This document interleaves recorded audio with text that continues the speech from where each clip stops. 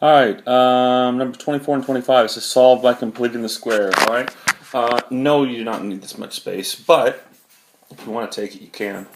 But to complete the square, again, you take your b value divided by 2 and square. So my b value is 2. 2 divided by 2 is 1. Squared is 1. So, here we go.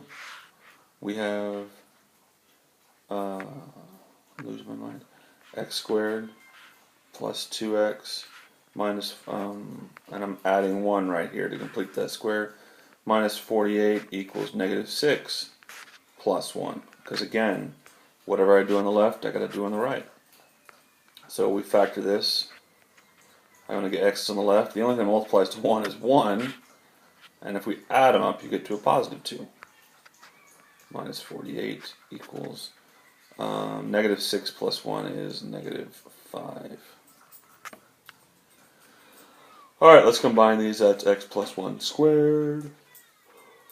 48 minus 5 is what? 42?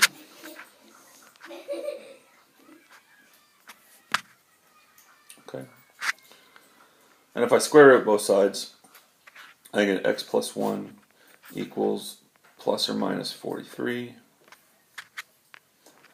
And I can't take the square root of 43, sorry. And 43 I think is prime. There's nothing that multiplies into 43 anyway, so it's done the way it is. The only thing I've got to do is move the 1 over, so it becomes a negative 1 plus or minus the square root of 43. Those are your answers. Okay. And just to kind of show you what happened, going from here to there was completing the square, and from there to there was solving. Okay, and that's what's happening. Try number 25. Now 25 is a little different because it has an a value, but give it a shot. I think you can do it. Okay, it's got an a value, so that's 2. So instead of dividing it out of just these two, you see I can divide all of them by 2. So if you can get rid of it like that, then do it. So that becomes an x squared plus 6x plus 8 equals 3. Now if you divided the 2 out of these two and left it as 2x squared plus 6x, that's fine. You will get the same answer. You just went a different route. Okay? So let me clean this up a little bit and let's go. Your b value is 6, so 6 divided by 2 is 3. 3 squared is 9.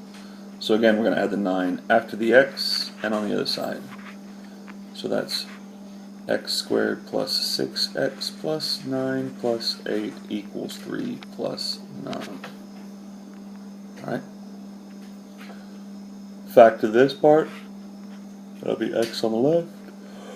Two things that multiply to 9 are 3 and 3, and they're both going to be positive. Plus 8 equals 9 plus 3 is 12. Subtract the 8, that'll get you 4. Let's bring the x plus 3's together.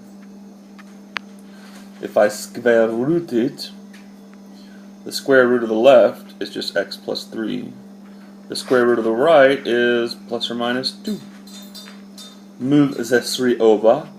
X equals negative 3 plus or minus 2. And since they're both whole numbers, I can finish it out. Negative 3 plus 2 is negative 1. Negative 3 minus 2 is negative 5. So those are your answers. Done. Easy peasy chicken greasy.